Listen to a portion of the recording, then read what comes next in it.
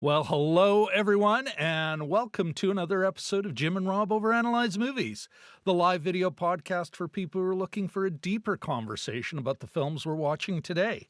And yeah, we've got another interesting film for you, a remake, a reboot, a homage of the 1922 horror classic, I say that qualified, Nosferatu, a symphony of horror. And yeah, so let's, you know what? Let's get into it. Yeah, so yeah, here we are. We're going to jump right into it. Folks, Jim and I went and saw this the other day. We have shot a kind of reaction spoiler-free review. I just haven't posted it yet, but later I'll put a link somewhere here for it. That said, so we'll do a quick summary of our see it or skip it impressions, and then we're going to jump right into the spoiler zone. But first, let's bring our co-host and another person that just doesn't get the credit, doesn't get the thank you, doesn't get the, I don't know, Jim, would you say respect? I think, yeah, respect. Yeah. Doesn't get the respect he deserves. But first, my co-host with the most, Mr. Jim Chaboyko. Whoopsie. We give you we that pay him overlay. very little too. What's that? There you go. I'm going to blame our stage manager. None of the pay, all of the responsibility. Speaking of which, yes, we should let us give a shout out to our stage manager, the man, the myth, the legend, all the way here from a galaxy far, far away, our stage manager, Mr. Luke Skywalker. But I was going into Toshi Station to pick up some power converters. I don't know what to say to that, Jim. We got a show on, right? Always an excuse with these millennials. These callow youth. These callow youth. All right, Jim. We are talking about Nosferatu. And it is a remake of the original, this 2024, directed by Robert Eggers. Tight little cast. We got Willem Dafoe. We got Nick Holt. We have, oh my goodness, bear with me. Let me scroll down. Well, that is not the one I was looking for. Yikes. Got to get my show notes. Emma Corrin, Aaron Taylor Johnson, Ralph Ineson, Simon McBurney. But of course, held together by the three key leads, Bill Skarsgård, Nicholas Hoult, Lily Rose Depp in the three key roles. Jim, let me ask you this. Let me start right now with, I think, the question that's on everyone's lips. Jim, will Skarsgård's Orlok, Count Orlok, join that pantheon of Christmas movie, great Christmas movie, classic Christmas movie villains, right up there with Alan Rickman's Hans Gruber, and of course, Boris Karloff's The Grinch. What say you, my friend? Yeah, or maybe the principal at the holdovers school there. No. Yeah, maybe a bit. I mean, these things are kind of, tradition takes a while to rev up, right? So I think we'll know by even next Christmas if people are talking about this. I mean, people are talking about watching the holdovers this year again. Last year's Christmas movie. That was, though, a great Christmas movie. And while I think this is technically a Christmas movie, I was asking it more in jest. Yes. Well, I mean, no, it's because people, I mean, look at like Bruce Willis was trending the other day, right? And for no other reason, not any change in his unfortunate health situation or anything like that, but simply because it was Christmas. So, yeah, I mean, it could very well be that kind of ironic Christmas watch in a few years down the road. There's Christmas decorations, there's references to presents, and there's Christmas tide mentioned a couple times. Yeah, Christmas tide is nigh. Quite possibly the gloomiest Christmas movie ever, but we'll ask me this time next year. We'll see. It'll be interesting. Well, then it's here. Tell us what people are saying today. Like, it loses its value, the prediction. Well, I'll say yes. Or let's say I'll the go lack out on a limb. thereof of a I'll prediction. Go out on a limb it's and like, say, I don't know. Ask me how the stock market did on the day that it did that thing. Yeah. The funny thing is, though, that they're still selling merch for the Nightmare Before Christmas, and that movie is not a young movie. It's been, I think, over 20 years, hasn't it? So, yeah. Oh, again, like not debating any of that. Yeah. I'm just like, what is this? Is this going to join that pantheon or not? Yes. Okay. We finally got a prediction out of Mr. Chaboyko. Let's keep moving along. Jim, I will put you on the hot seat again. When we talked about this movie the other night in the Tim Hortons, right after it, we're doing our see it or skip it. If memory serves, you get a see it. You get a strong see it. Not, oh, dear God, you must, but a strong see it. Yeah. Myself, I was a little more conflicted, let's say. But have your feelings changed one way or the other, or are they about the same? What is your see it or skip it? What is your spoiler-free take on this flick before we dive deep? Well, it's still a see it. It seems to be the buzzy movie of the, aside from the obvious hits, Moana and the one with the witches, Wicked, that's it. But aside from that, this is almost like a surprise buzzy movie. And so for that alone, a lot of people are talking about it. It's super well done. My one issue with it is that while I was engaged sort of mentally in it, emotionally, and we can discuss this after the spoiler alert, emotionally, I wasn't there, and I'll tell you why later, but that's a great point. Yeah. I've got a question for you almost exactly on that subject. I'm coming at it from a different angle, though, but I'm looking forward to getting into the spoiler zone with you on it. For myself, Jim, I am, and I'll get into my reasons why in the spoiler zone, because it kind of involves a detailed discussion of the context, or the context. Mm-hmm. That said, I am giving it I see it as a student of film, but not if you're like, hey, I want to see the latest horror film and what's been done. I think in many respects, it reminds me a bit of Gus Van Sant's remake of Psycho in, what was it, 1998. And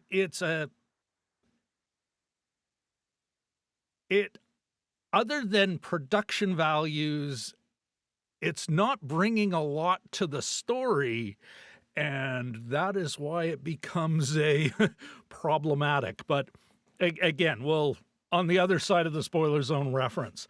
All right. Speaking of which, I don't know. Let's one more time. Let us consult our stage manager. Are we ready, Luke? Mr. Skywalker, are we ready to go to the spoiler zone? I have a very bad feeling about this. Well, Jim, once again, Luke is one of the most pessimistic people on the Jim and Rob Over-Analyze Movies staff. But what are we going to do? Yeah, we are talking about Nosferatu, and just to give you a quick log line, everyone, this is basically Count Orlok is a abusive boyfriend who can't let it go, cannot let the woman go, and has come back, schemed and manipulated and undermined so he can get his old girlfriend back. I know I'm being a little flippant there, Jim, but yeah, I think that really is what the movie's about. And with that out of the way, let's hit the spoiler zone. Whoopsie, did not mean to do that. Trying a new thing, and that didn't work out very well. Jim, let me jump right into my questions. When we last spoke, you had mentioned, and we got into it a bit, but you had mentioned that, you know what, in these films, they're never really about the past. And you could call this a historical horror, you know, but you're like, hey, like sci-fi, horror, they're never about the time back then. It's never a commentary on what was going on then, but really a commentary on now. And I wanted to explore that a bit because I got to admit, I mean, the way I read the movie and even noodling on it since, I really got to admit, Jim, I'm like, no, this Eggers, Robert Eggers, the director, he really just wanted to make this film. You know, it's like it is so devoted to taking the original and just giving it a glow up. Yeah. But back to your point that you made the other day, that may have been his intent, but there were people with money who are going, no, this is, yeah, we'll invest in this. So my question to you is, why do you think they invested in it? And not like in a, oh, hey, well, we want money. We can make some money off of it, but more in the, what are they seeing in the market, or what is going on in society now, that the people who supported this film were like, yeah, this is timely. Yeah, that's a good question. When it first came out, there was, you know, speculation, just in a quick reading, you know, that it was about, amongst other things, it was about the other, you know, is one aspect of it. But in terms of 2024, and I've been sort of racking my brains all weekend, is what is the modern take on this? Like, what were they trying to convey? And I'm thinking, is it, you know, is it a like love versus lust? Is it sacrifice and community over the individual? Nothing's really all that clear. Sometimes these things, it's obvious. Where the commentary is. Anything they modern thing that they do on Nixon, for instance, any new take, right? Well, we haven't come that far since then. But speaking of other vampires, but the oh, Jim, you know what you deserve. Oh. Oh, not that. Sorry, my friend. There you go. That's what you deserve. Okay, so get back to you. Back to you, yeah, Jim. so I was sort of wondering if you had actually come up with anything. What I can think, the main thing I can think is that Eggers was doing this artistically. He's got sound. He's got different camera approaches. This is the dimmest movie I think I've ever seen in my life. And I think it's so dim because the sun and fire, and whenever you do see those rare sources of light, they punctuate the movie almost in a violent way. Yeah. So that's kind of cool. The sound as well. And even when the light is bright, yeah, it almost enhances the shadows because it's always hard light. It's hard orange. It's almost over like saturated or something. Like it's not just a nice glowy sunlight. It's like vibrance and saturation cranked to the max. yeah. But the other thing too is the aspect of sound, and we were talking a little bit about this. You have. So I just watched the 1922 version over the last couple of days. Yeah. On Canopy, and you really, I mean, everyone just looks like they're from Lower Saxony or Bohemia or something. You can't really tell the difference. With what Eggers does, you can tell the difference between countries. There's different accents. There's different ways they dress. There's different, locations. And so I think he's brought all those things out and rather improved the storytelling of it. Thematically, I'm not so sure that much has been changed. Yeah. So I mean, like you really do get when he goes to Romania in this one, in the 2024 one, it's Romania. It's freaky different. Like it's totally different from their town in the port town in Germany. And likewise, Orlok has this almost like Lupita Nyong'o voice in Us. That kind of wheezy. I'm not going to do it because I'll start coughing. But that otherworldly kind of voice, and it's almost like it's an Eastern Way European. In the back of the throat, and low and a raspian. Yeah, and that adds a total element, and that these people are. Folks, for those of you who don't know, I do voiceover, especially. Love video games. Link down in the description. Anyway, back to you, Jim. Sorry. It brings about the sense of the alien, not necessarily from space, but just from other countries, right? Yeah. So that's the two things that he's working with. Better stuff, better sort of camera, better cameras, just more better money, technology, just better production values, and 100 years of all of movie the money making too. Yeah.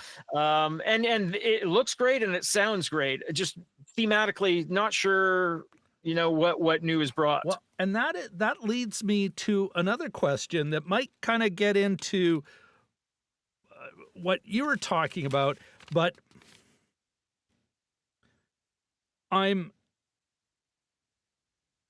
there's a part of me, I'm going, no movie.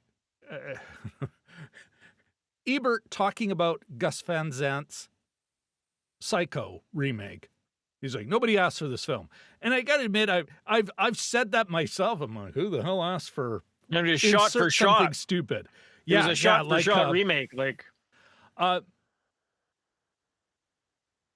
But then, of course, it's like no movie's asking to be made. You don't know if it's worth anything until it comes out.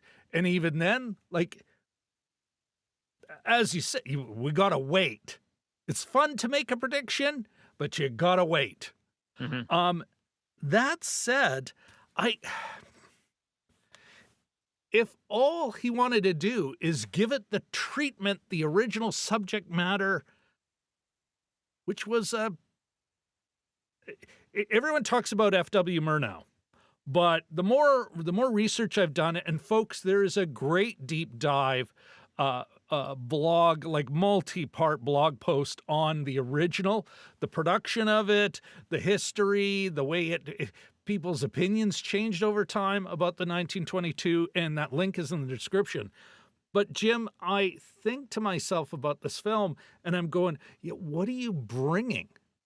What do you, other than production values, other than you obviously love the source material, the text, the source text, you know, how are you bringing it into 2024? What are you saying other than some really terrible things about the other? Terrible things about sex. Like, no way you say this, oh, this is a sex positive film. You know, like it is really, the source material certainly played better when it first came out. But I gotta admit, I'm like, it is hard to actually get a bite on this movie other than an intellectual exercise. Wait a second. There you go. Because it really doesn't say anything to me. Or if it does, it's like, oh my goodness, does he really think we should be thinking of women that way? Like the ideas that are brought forward here are very old and rightfully should stay in the past. Yeah, yeah. And so I'm like, I'm left, Jim, with this feeling that it's like, what if Coralie Farge, the woman who directed Revenge, just came out with a banger, The Substance, a disturbing banger, something Thomas Flight is calling neo-expressionism. But in her hands, what could this have been? And I guess that's that there's the tough nut. That's what I'm asking is like, what is the why of this movie? Yeah. What's the hook? Yeah. Well, not the hook. Why? Just The why? why, yeah. Just why? What is it? In what way did you come home and go, boy, that's saying something about the human condition to me? You know, I was thinking of this, and in relation to if there's other projects like this where somebody just was given, I don't know, carte blanche is the right word, but, you know, hey, do what you want for your next project. And I was thinking right after Peter Jackson had completed Lord of the Rings, and I think before The Hobbit, didn't he remake King Kong? He did, yeah. Yeah, I had to have that sequence in order. And I don't think King Kong was super well received. I think it did okay, but you know, I don't need to see it again myself, but I don't think it was that like, wow, what a great new take. And you know, I was primarily concerned with Fay Ray's Australian lady, Naomi Watts, was it? Naomi Watts was the played in the middle of winter, the lady that killed the beast. The top of the New York's, you know, the Empire State Building, and not being cold, and being able to manage to climb down those metal. Like every Canadian looking at these films, going, "You're doing cold wrong, why Peter." Aren't you frozen to death? Yes, exactly, exactly. So, and you know, the other thing too is Spielberg's. You know, great love for what was the one that was in The Fabelmans, The Greatest Show on Earth, or whatever, the circus movie, which he didn't recreate, but he sort of paid tribute to. I was trying to think of examples like that, and I don't know if they've always been super well received. It's almost more like a passion project rather than this needs to be out in 2024. Yeah. Well, and again, Jim, I'm stuck with this question. Why did Eggers make it? Why did he think, not only do I need to make this, people need to see it?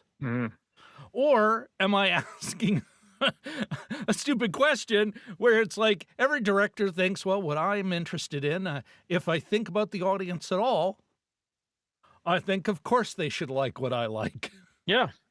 It'll translate. You know, it could. Could women and their lust and their weakness is universal. The audience will understand. Yeah, there was one lust line to commune with the devil. Somebody on the socials, what are we at the Salem witch trials? Somebody on the socials pointed out the line that Willem Dafoe's character says to Ellen, played by Lily Rose Depp, and just before they're about to part, I believe for the last time, he sort of knows what's going on. Yeah, the rest of the characters don't. He's telling her, yeah, it's on you, baby. But he says basically to her, he says, you know, if we lived in different times, if we lived in heathen times, you could have been much different. Well, she could have been a priestess of Isis, which is great old-timey. Yeah. Oh, it's all that Jordan Peterson. It's all that Jordan Peterson bullshit. The divine feminine and, you know, the hero's journey, the archetypes and all this other horse shit. I mean, it's certainly a theme in his work. You can see it in The Witch, the Vivitch, the Northman. You know, you got a good witch and a bad witch, but they're both, you know, I mean, bitches be witches. Yeah. I'm giving myself, I deserve one of those for that. And that I think is we have, the film has shamed her, but it kind of wants it both ways. You're both going to be whore and Madonna. You know, like, again, I modernize this slightly and you go, well, no, she's a victim of sexual assault. And we should be protecting her, not saying she because of this original sin, which, again, a 1922 audience would take, but an audience now, you think about it and you kind of go, Yeah. So I come back. Why? I wonder if, Jim, coming back to something you were alluding to before, I know for myself, there was a number of reasons. You know me, not a big horror guy, not comfortable with it. As soon as I saw the trailer, I'm like, oh no, I'm going to be okay. Now, there were still a couple of jump scares. There were plenty of times I'm looking away in that. But I was not going, I got to get out of the theater. I can't. No, I was. And part of it was the young man sitting beside me, it was a packed theater. He's chuckling every now and then. Because sometimes, because it's so slavish to the original, it at times is like borders on self-parody, unintentional self-parody. Like how, like you said, you got home, you can appreciate the artistry, the craft. Yeah. But did it leave you thinking, other than why, did it leave you thinking something about yourself, your family, the times we live in? Yeah. I mean, earlier on, being able to sort of emotionally connect with these characters, and I just did want to touch upon this, and the reason why, if you're ready for this part of it, do it, baby. The reason why this is what I'm setting you up for is because they're so hooped in the first place, like almost like with a lot of Marvel movies, they tend to make the antagonist almost too powerful, and Nosferatu has or Orlok, has all the powers right here. You know, he's Freddy Krueger. He can infiltrate dreams. He can inhabit people. He can make them do other things. They don't stand much of a chance, and they aren't given many choices even, other than to see it through to the end. Yeah. There's one choice at the end. That's Ellen's choice, and we're in the spoiler zone, so Ellen's choice to sacrifice herself, and that's basically the only choice.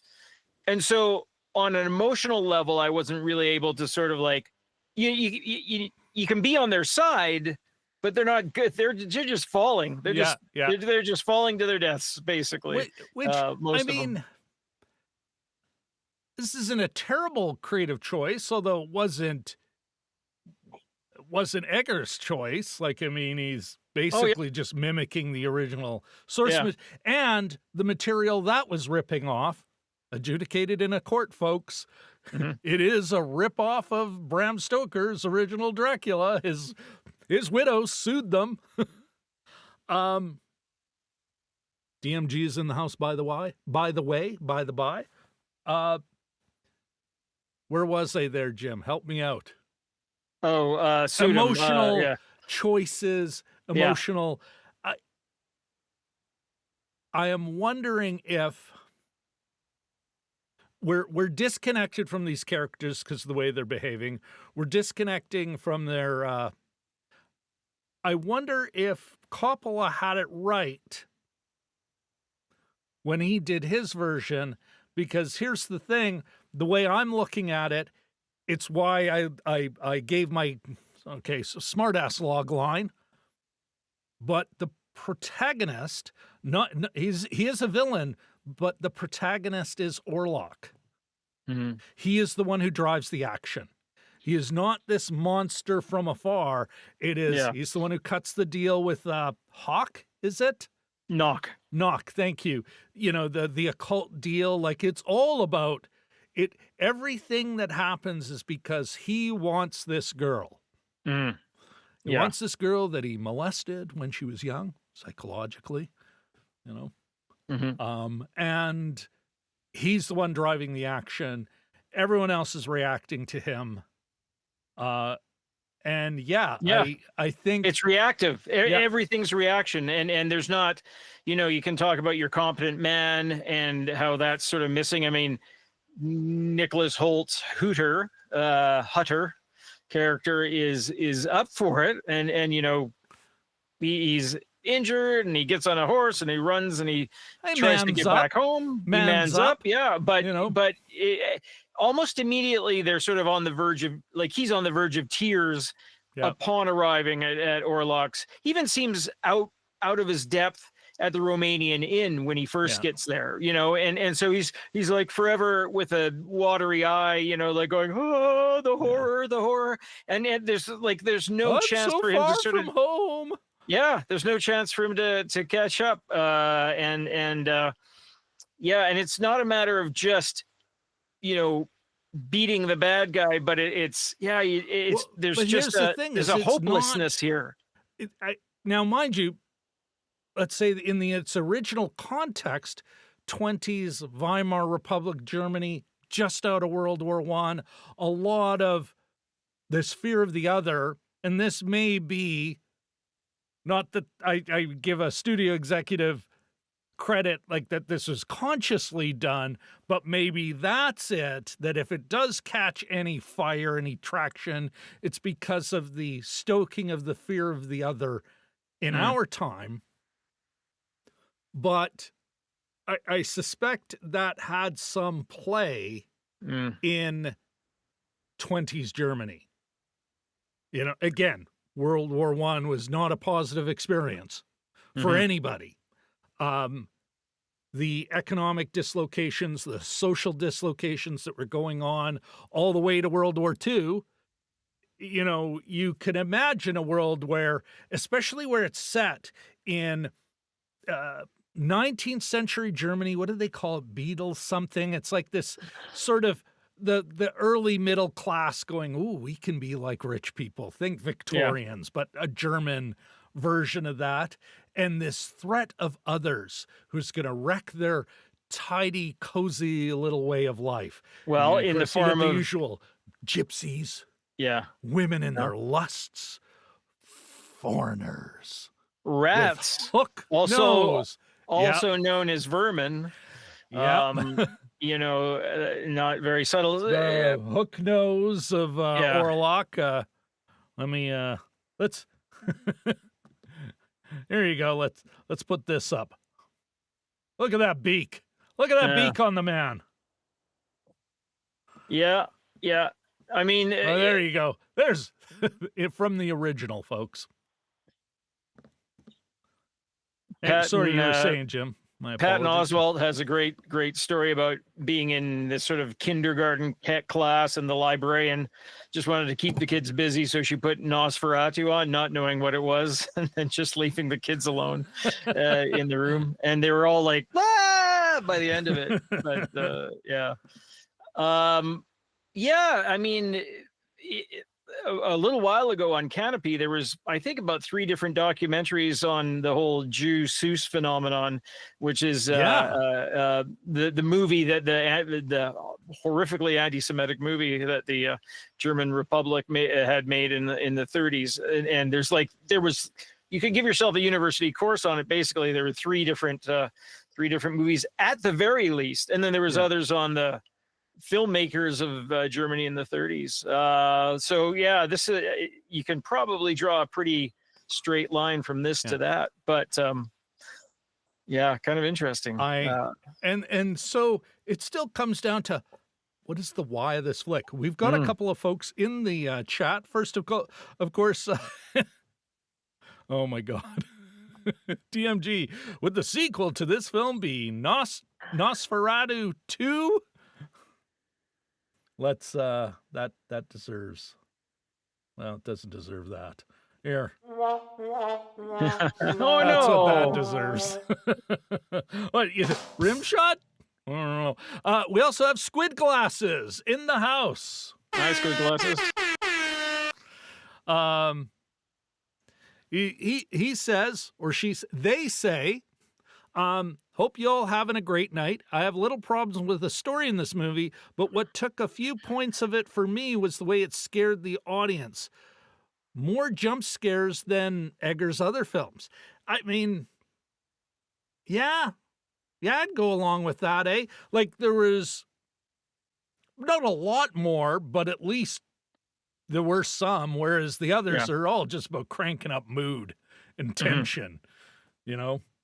Yeah, and to the why, I think, on a more cynical level, maybe it's just like my son and his girlfriend love horror. They go see the latest horror movies. There's a whole, it's a very popular, I don't know if trend is the right way, but as a genre, I think it's become more popular. And maybe if they could recreate a 100-year-old movie, they did have some success in the 90s with Shadow of a Vampire, got nominated for 2 Academy Awards, also starring Willem Dafoe. But yeah, I sort of wonder if it's something as little as that where they could kind of class up the genre by bringing in this oldie, reinvigorating it. We've had the Babadook, we've had Hereditary. Like, this is still an art house movie, I think. I think I made that. We discussed that briefly when we did the See It or Skip It, but this is still an art house movie. Is that really gonna take off with the kids? Well, I think it's doing quite well at the box office. I think they might have been, and correct me if I'm wrong later on, but I think they're looking at 25 to 40 million or something this weekend. Good for them. But are we talking Avatar? Yeah, no. Yeah.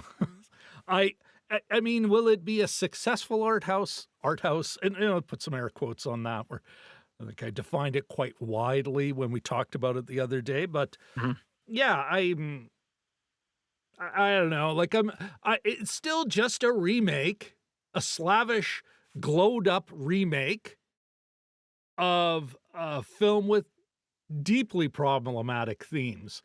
Like, right down to there's a part of me, and you think about the witch and even the lighthouse, the Northman. There's a kind of like, a part of me wants to ask Eggers, do you like sex? Do you actually enjoy it? Like, do you Yeah. see it as a pleasure and fun? Because in no way, every one of his films, it seems to be wrought with tension and peril. Now, of course, that's a big part of horror films, and I think it was Yeah. made. Another critic, Kim Newman, I think, I think said in some anthology of the history of horror, said this one laid down the template. But Mhm. at what point do you kind of go, yeah, that was great in the 20s, Mhm. but what we want to bring back, minstrel shows that there's some artistic merit to that. No, Yeah. so and that is like just one of the things I struggle with this one. And Yeah. yeah, I mean, I think part of I had a hard time connecting with anyone because of just what is there, how can you have anything in common with these people? They're so embedded in their time that it's like, okay, that's crazy. That's crazy. I don't Yeah. even need to get to the occult part, Yeah. you Yeah. know? Yeah. No, it's a tough one to parse. Yeah. Well, here, there's a couple more comments in the chat. Let me read these back to you, Jim. Sure. I also got somebody new, Tony Panic. I hope I'm pronouncing your name correctly, Tony. LOL, what happened to the gypsy village? Yeah, eh?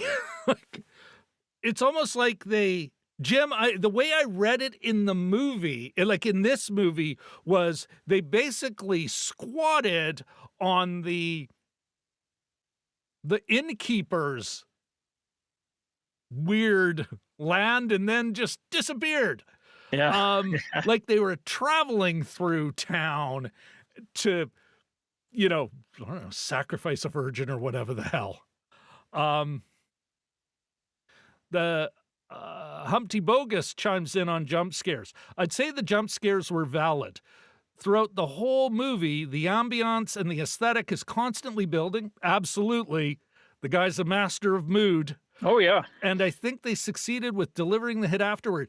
Yeah, I never thought, Jim, or I don't know, did you? I never felt like the jump scares were gratuitous. Like No. they are jump scares, but it's not let's take it away from it being pejorative. Like it's built up to a point where you get jolted. I think the tough thing for Jim and I is how do we get emotionally connected to these characters so when they are in peril that you're worried for them. Like Orlok's horrifying. Mm-hmm. And yes, I wouldn't want that creepy. I would not, Jim, want that creepy after me. Yeah. You would address me as my lord. And even then, like, again, I just keep, because there's the weird sex thing between him and Hutter, Nicholas Holt's character. And it's also like, again, I come back to it's just no sex. No sex. All sex is bad. It's all just some vampire. That's an interesting part too, because obviously Dum Dum cuts his finger when they're having dinner, and so Orlok notices and goes, "Oh, the precious blood!" And in the 1922 version, you have him approach, and I think he might even lick it off his cut thumb, the blood off his cut thumb. Yeah, I couldn't quite tell, but there's interaction there. yeah. In this one, he actually sort of loses his nerve and they just cut the scene. Like he just, he cuts his thumb and Orlok goes, "Ah," and Nicholas Holt starts to weep and that's it. And then he wakes up the next morning. He's just face down on the ground. Well, he's been roofied. He's been roofied. Yes, Orlok roofied him and had his way with him. But in that case, the 22 version, unless you're trying to be more mysterious, I don't know, had sort of more chutzpah to approach it than the 2024 version. The original one. The 1922. Oh, well, you know what? I guess even now we can, a couple of points for the Weimar Weimar cinema.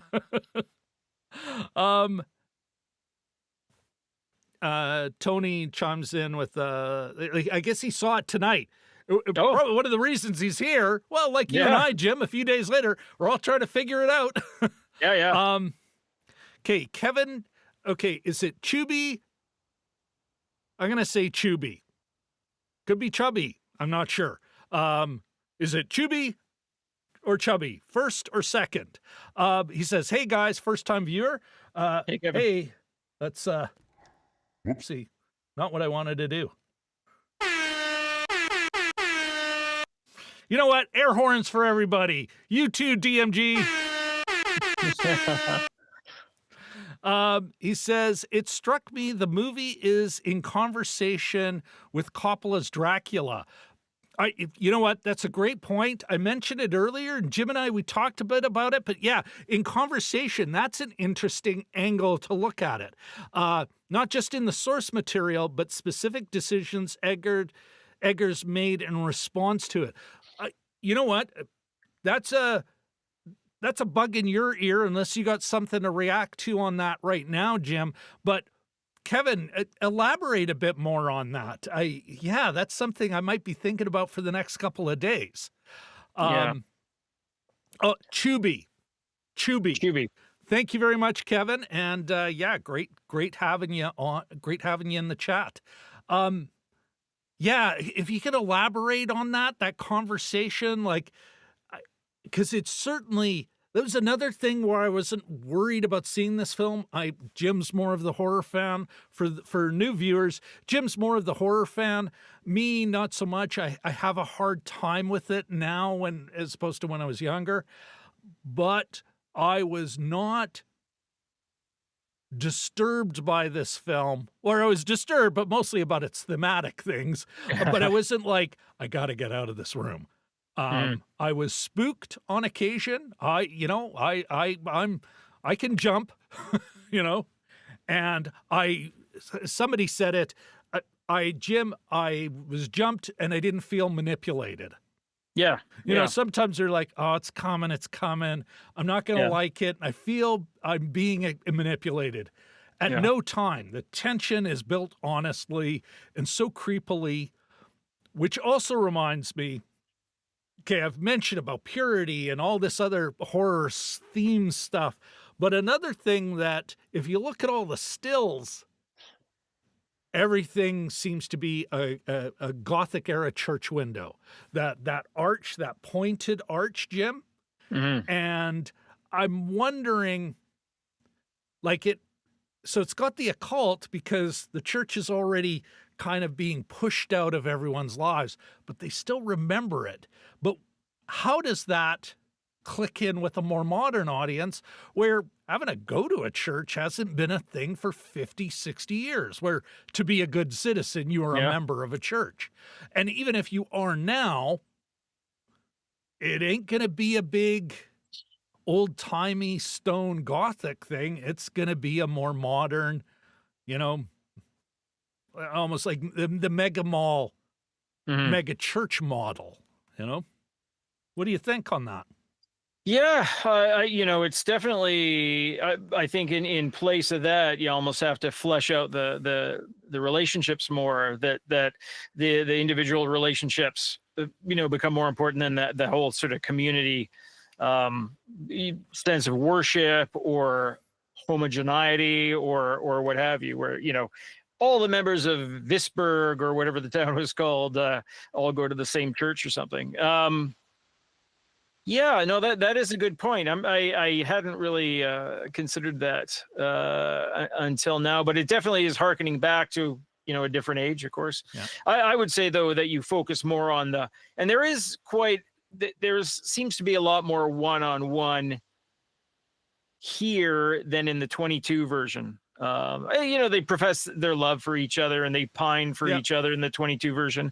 But I think here, with modern day filming technologies, you're able to convey that a little bit better instead you of can just have like the nice "Oh." close up. Yeah, it's Yeah, not that forever everyone in a medium shot she's in the 22 version, or a which I medium just close watched up. tonight. She's actually working on like a thread thing Yeah, where she's just working on it, and it says little "I needle love." point. Needlepoint, yeah, thank you. And just says, and it's translated on the bottom of the screen. It says, "I love you." So that's you know, she's not typing it on a computer or anything, but she's just you know, putting needle to thread. Yeah. Looking back to the chat, Kevin commented, and this is a great point. Now I totally get what he's saying. And this is, he says, the Van Helsing-esque character, what the hell was the character's name? Played by Defoe. Defoe, thank you. There's comedy to him, but it's a lot more pulled back. Yeah, he's given the best lines. Yeah. But here, the doomed romance being less Love Never Dies, which was the Coppola version, and more Love Kills.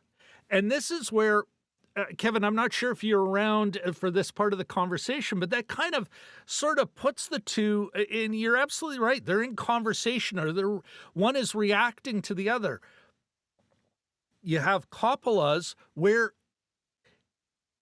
Dracula is a tragic figure who had a real love and is cursed by his real love. Whereas at least this version of Nosferatu, it's like, yeah, he's that greasy, creepy, abusive bad boyfriend. Well, what's You what's the line is "I am but an appetite" is, Yeah. you know, which is a great line. Yeah. Tell me about yourself in 7 words. Second best lines were, but both, and this is something I'm coming more to. I think that's what is probably the toughest thing. I don't know if it's whether there's modern audiences or just audiences in general. Yeah, I think especially in horror films, the monster is a protagonist. Not just, I mean, okay, Alien, not a protagonist. Definitely just a total, like that kind of monster. But this is a conscious one who has a goal, motives, and everything. And I think because he's the protagonist, maybe if we saw a bit more of him, we'd be more connected to all of the characters. What do you guys think? And that's to everyone in the chat. Plus to you, Mr. Chaboyko. Sorry, it's all on you now. So can you just rephrase the question? I was catching up on the YouTube comments. If we had more, if you look at Coppola's Dracula, their Dracula is a tragic figure. He had a real love, and he was betrayed, not just by her death, but by forces beyond his control. And so he does a deal with the devil, and that dooms him. He is cursed. But you are kind of, it has a nice tension between the almost powerless Helsing and this Keanu Reeves character. What the hell? Harker. Thank you. Harker. And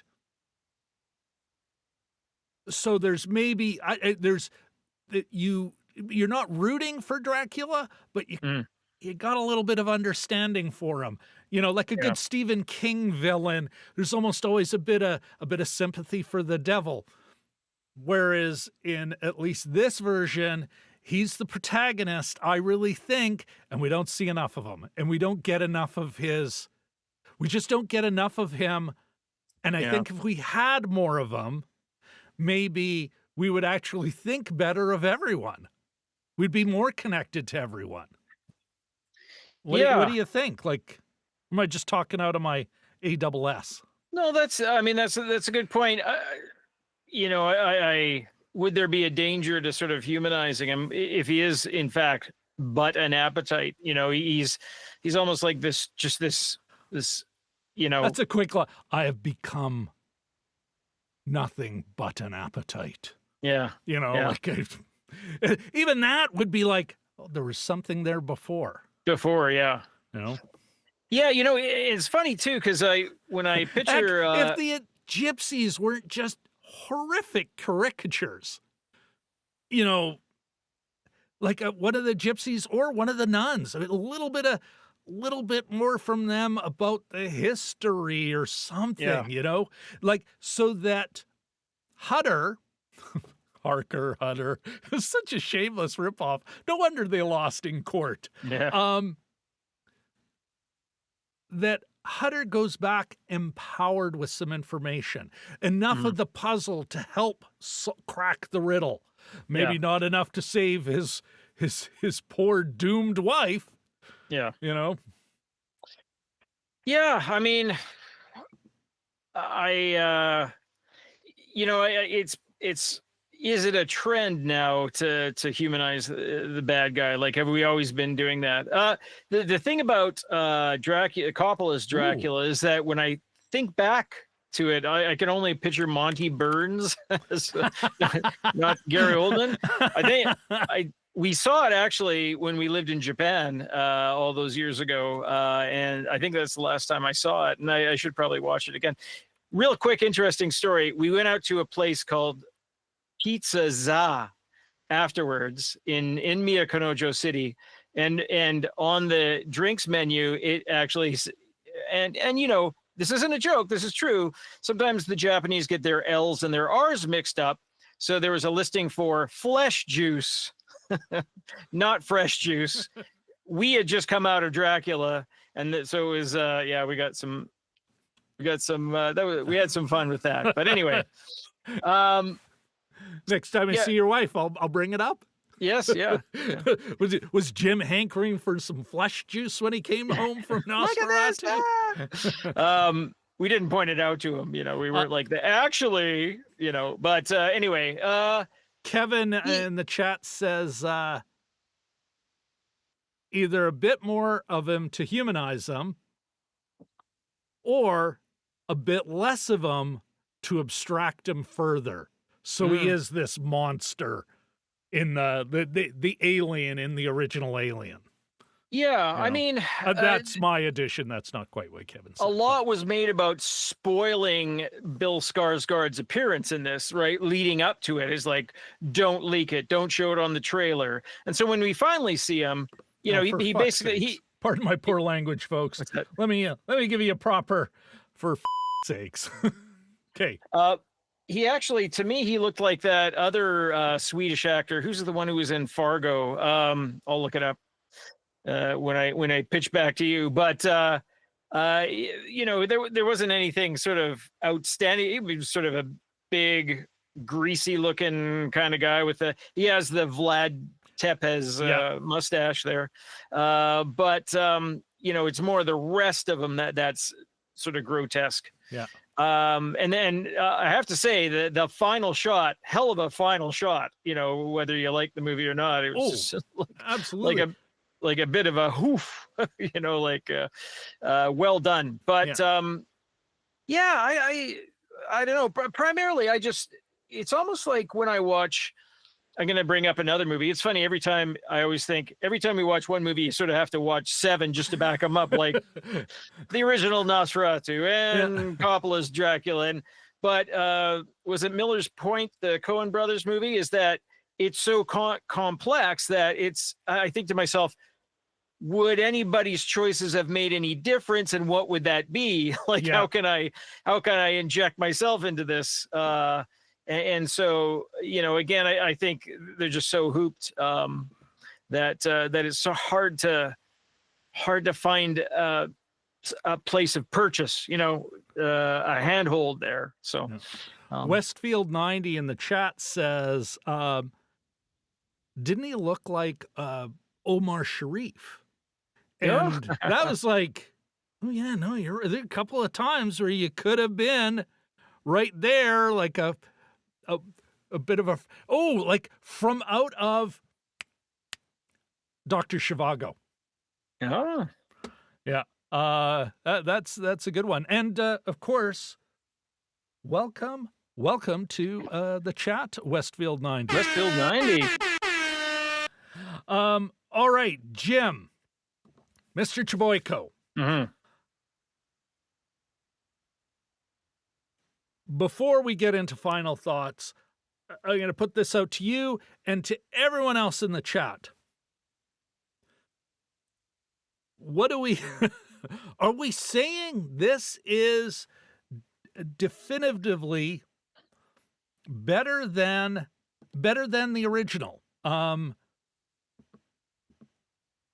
Or is that an unfair comparison that the both films, whether it be the original Nosferatu and then this more modern take, like how do you choose between the two? What's your thinking on that? And everyone else in the chat, I'd love to hear your thinking on it. And of course, if you're watching this on replay, please comment down below.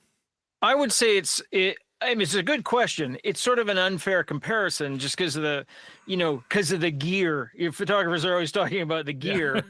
But in this case, I think whether you or not you have sound is an entirely different proposition. However, I will say this: there's a lot of neat stuff that they have in the original. They have microscopic, like for 1922, they have microscopic shots of bugs. They're talking about science at one point, so they have a whole Venus flytrap, and then they get into the actual microscope stuff, which had to have been close to being a first at the time of watching like a parasite take over a healthy cell. Yeah. And so I was watching it today. I was watching the second half today.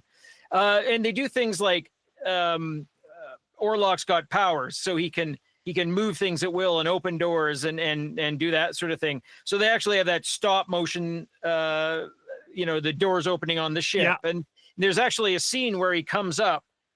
When I was watching the movie with you on Friday night, I thought, boy, this has notes of Lord of the Rings in it. And it visually, it has notes of The Exorcist in it. Well, especially when Hutter is on his trip, into, Transylvania, a mysterious world, Transylvania.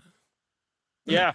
But there's, I thought, notes of The Exorcist. I watched the 22 version, and there's a scene when Orlok's on the ship and he just rises like in one full motion like that. And I thought, well, that's like The Exorcist. So is this a case where The Exorcist, they're not 22 Nosferatu informed The Exorcist? The Exorcist informed the 24 I think Nosferatu. There is where a lot of these it's an horror Ouroboros. Tropes, like they all can go back to, and I think that is one of the first. If maybe the first one that did that whole levitating, it was also the first. Here's an interesting little factoid about vampire movies I did not know, Jim. Although I should have, given that we live in a world where we both seen Bram Stoker's Dracula by Coppola. Vampires burning in the sun is from this movie, is from this adaptation, the original 1922. One of just a quick catch up on the chat. Humpty Bogus says, I think this movie is more comparable with Herzog's. Which is another one you could have watched, in the lead up to. Right. For every movie we watch 15. And who directed the dark comedy with Defoe in it? I'll look that up. Yeah. Him playing a vampire. He says, in my opinion, most classics, quote, in quotes, are cemented in time already. It's super hard to say that a new movie is better than some that's been great for decades, generations, etc. That's an interesting point, Humpty. Myself, there's a part of me kind of going, how much of our, I don't put myself in that group, but say horror aficionados, people who are really familiar with the genre, how much of their loving this film is a lot to do with its own origin story.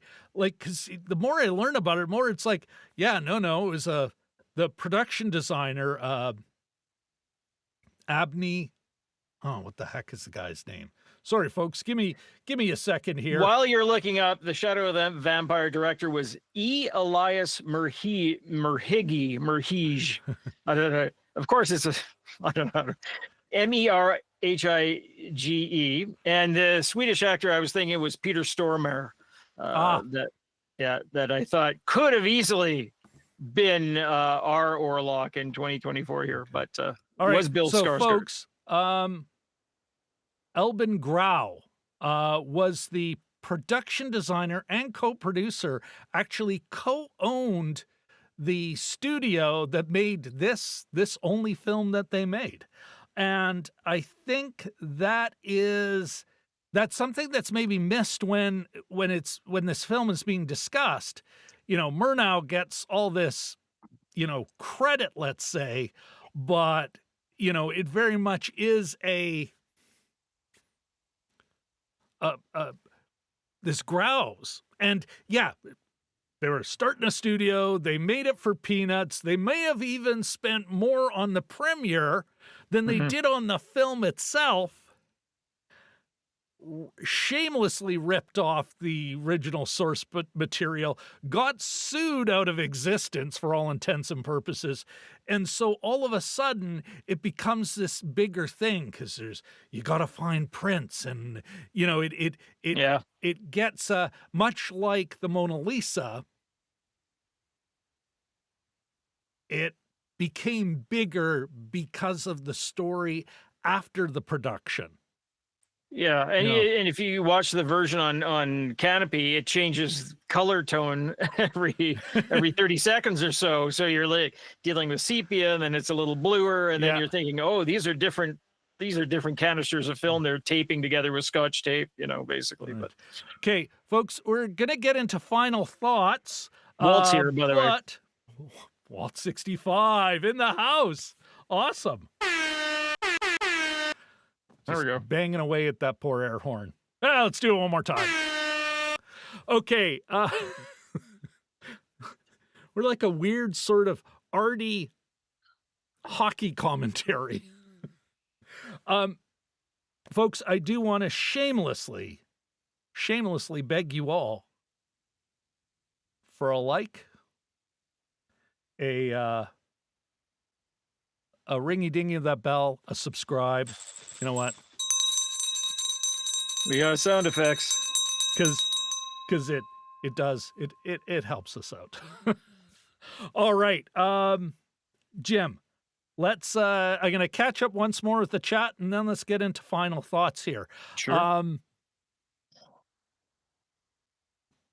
DMG, is Nosferatu the best Christmas Dracula flick, though?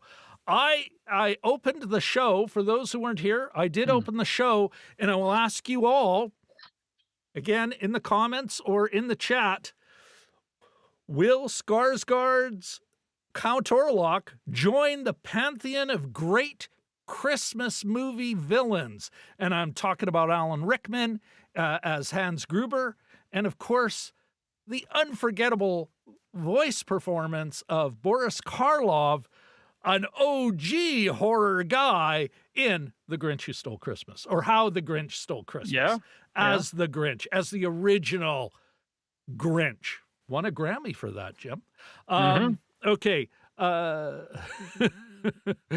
Best picture for best Christmas vampire movie. Tony, you're a smartass and I love it.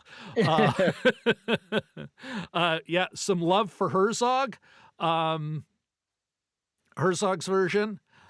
Kevin C. says he thought it was more emotional, and the silent movie scared him as a kid.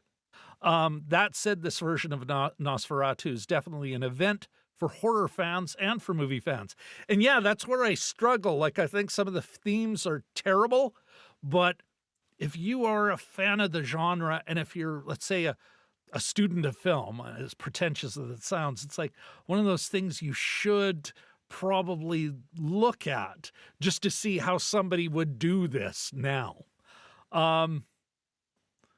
Westfield, the 1922 scene of Nosferatu in the arched doorway still sends chills.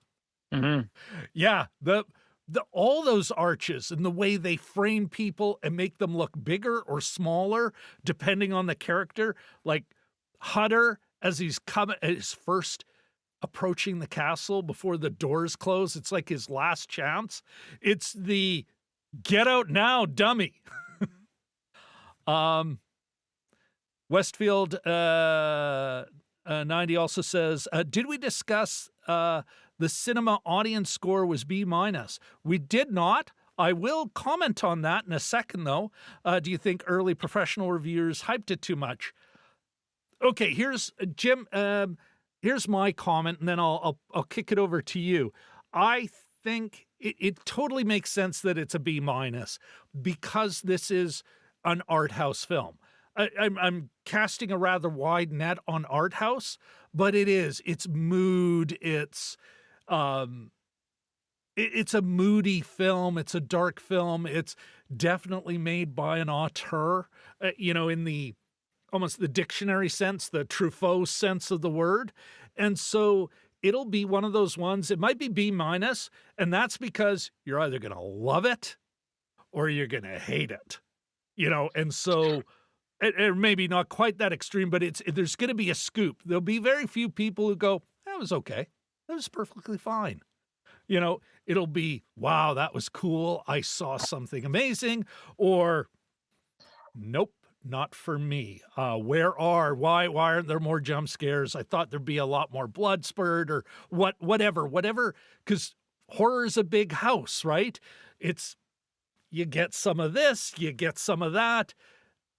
And a lot of people, they go and they get the thing they weren't expecting. And so all of a sudden it becomes this. What do you think, Jim? What's your take on Westfield 90's comment? Yeah, I mean, I think the people that were looking forward to it were looking for an antidote to some of the brighter and glitzier movies that are out right now. The movies for kids, basically, and it's sort of a tongue-in-cheek. It's a bit of cheekiness. Are you saying this isn't a family-friendly film, Jim? Yeah. Anyway, continue. When a vampire and a girl love each other very much, kids. Okay, remember we were saying about the creepy guy at the park? Yeah. This is the creepy guy at the park, so stay away from him. And yeah, but yeah, I mean, it doesn't surprise me. I tend not to follow those things. I mean, they're a good indicator, they're an interesting barometer, but I think it's done. It's kind of interesting. I'd be interested to see the box office on this because I think it's done ququite well. But I think people are just looking for. I think they were up for it because they were looking for an antidote to some of the more seasonal stuff here. A little bit of a wrench in the machinery, as they say. But but that's not the question. Yeah, the question is why B-? Why B-? Yeah, I was it overhyped by critics, or was it? I think, well, I mean, sorry, what I was getting at is the people that were looking forward to this were really looking forward to this. And I think that might have. Well, again, that's because it's everywhere right now. You can make a joke. Yeah. But it's all over the socials. It's on Instagram at that place. The socials, folks. The Alamo. The Alamo movie house. The socials. Down in the States. Alamo Draft House. Yes, thank you. They were playing like little memes before they showed the movie this weekend and things like that. So it's really all over the place. So it's caught something. There's a bit of magic it's caught. Like you post anything random online, and you get a bunch of comments. Even with my low follower count. Yeah, we're getting a good response tonight too. So there's a hunger there. Whether that hunger translates into its popularity or not, I think there's two different hunger. Yeah. I think there's two different things. Well, they're two different things. Okay, let's DMG as always bringing the smart ass. Gotta love it. Northman versus Nosferatu. Is it all in the same universe? He's certainly there's a commonality, Jim, I think a huge commonality of themes in all his films. And it may be something worthwhile, another deep dive, maybe even revisit one of them, maybe do the Vitch. I got so many movies to watch now. But the DMG like to see the video essay where the one percenters suck the life out of the working class. That I believe actually that has been done. Okay, Herzog opened his film with real corpses in the opening credits. Dear Lord, Humpty Bogus. It's a very expensive art house film, and you're absolutely right. This is not a low budget affair, but I think art house, the idea of art house, as art houses have been disappearing, I think the idea of art house is larger now. As ridiculous as that sounds. I was more, it's almost like if it isn't something, immediately destined for Netflix, or a big, like Moana, like a big, they call it four corner, high concept four corner, you're almost always, well, that's now art house. But I was more using Humpty. David Sandberg, the guy who directed Annabelle and Lights Out, or as he called it in one of his videos, Jump Scared the movie. He was referring to the Babadook and Hereditary as art house. And I would say this falls in that category. But that's a good point. It's not a low budget affair by any stretch. But where are we here? Shawshank. Oh my goodness. Oh my gosh. It's like a reunion. Great to see you, man. Okay, Kevin C. says, it seems audiences and filmmakers are unsure what next to see in movies. That is worth exploring. If this kicks off a boom in big budget gothic horror to replace superheroes, Kevin C. will not say no to that. And you know what? With all the AI slop that we're being buried with, if this gives for all my question, and again, I can't give it a full-throated recommend because the gender politics are so disturbingly outdated. But if it means we get more of this, more stuff worthy of great conversation after, I don't know about you, Jim, but I'm up for it. I'm like, go, Oh, yeah, no, definitely. Just to the $50 million point, when Adie Bryant was hosting the Independent Spirit Awards last year, she says, welcome to Hollywood, where $20 million means almost no money. Which is That's a great point. Yeah, all right. Folks, this is now the point in the show where Jim and I get into our final thoughts. While we're rambling on, I would love to hear from you folks on, do you think, like whether it be ironic or sincere, I do think this is a Christmas movie. They do refer to it quite clearly in it. And its whole idea of, like, thematically, redemption, sacrifice for all, and redemption and blood. Like, it really, there's a lot of, I'm not saying it's a Christian movie, but a lot of Christian motifs. A lot of Bible passion play ideas here. So will this become a Christmas classic? And will Skarsgård's Count Orlov become a classic Christmas movie villain? Would love to hear what your thoughts on that. Jim, you go first. What are your final thoughts on this flick? Final thoughts, if you're thinking of watching the 22 version, there is a version on Canopy. Rob and I were talking about it the other day. There's one with, it sort of depends on the soundtrack. He found one that had a hideous soundtrack. This one was actually done by the Saarbrücken Radio Symphony Orchestra, which was actually pretty good. So the one on Canopy, streaming service you might get with either your college career or library card. probably more commonly. That's a good one. Those places, there's a salt factory that is the property that Orlok is going to buy. It's still standing. Salt They've factory. converted it. Yeah, they've converted it. It's still there. You can find it on Google Street View. So anyway, it's worth a shot. It's worth a watch. Needs a little bit of patience, but I think both these movies are worth watching and comparing. And it's a shorter watch. It's an hour and a half. 95 minutes, something like that. Yeah. I would just to further on that. I did find there's a recent restoration that is a YouTube free movie. I would steer clear from that because they really modernized the soundtrack. And I don't mean synths and, Vangelis does Nosferatu. Wang Chung. That would have been funny. But there's some where it's just really kind of hard on the ears. It doesn't fit the silent film aesthetic.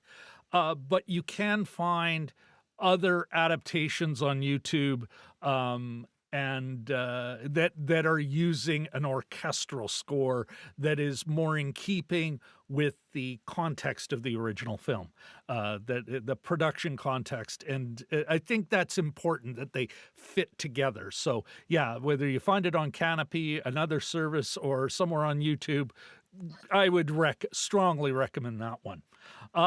Anything else you want to add, Jim?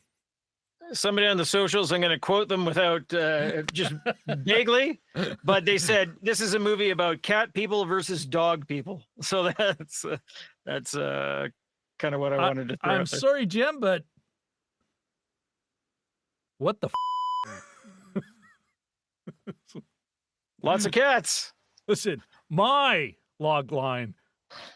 This is about a shitty boyfriend who can't let go of the young girl, now woman, that he did terrible things to. That's what this movie's about. All right, everyone. First of all, Tony Panic agrees that this is definitely a Christmas movie. Walt 65 of Walt's Flicks Picks. Google them. Great reviews, especially of mid-20th century British cinema. Just mwah. He says, but if corporate movie making moves to Gothic, will it still be worth watching? Well, it's always a gamble. DMG, weird seeing the female Professor X from Deadpool 3 in this film. I have yet to see Deadpool 3. I want to got to watch the 1922 version. And Walt says the Herzog version is also on YouTube. Given I rant and rave about AI so much, I will watching the 1922 version. Way out of copyright, but let Herzog get his couple of nickels from a proper copy. All right, everyone. I want to thank everybody for coming in. Humpty Bogus, Westfield 90, Tony, Kevin C. Kevin. I mentioned Westfield 90, Shashank, Walt 65, DMG, that's Dragon Movie Guy, folks. Another great fellow YouTuber, great in the space. If you folks are coming from your own channel, please come back later, put it in the comments. We'd love to follow you. And then of course that is a perfect excuse for me to once again shamelessly beg for a like, a subscribe, and Jim, you got that bell? Look at that. It's an AI bell. No. Well, we're finally getting coordinated on that. Yes. All right, everyone. Thank you all so much. You have a great rest of your evening. Happy New Year. Happy New Year. And R.I.P. Jimmy Carter. Yeah. And remember, folks, don't listen to what they're telling you. It's never just a movie. Good night.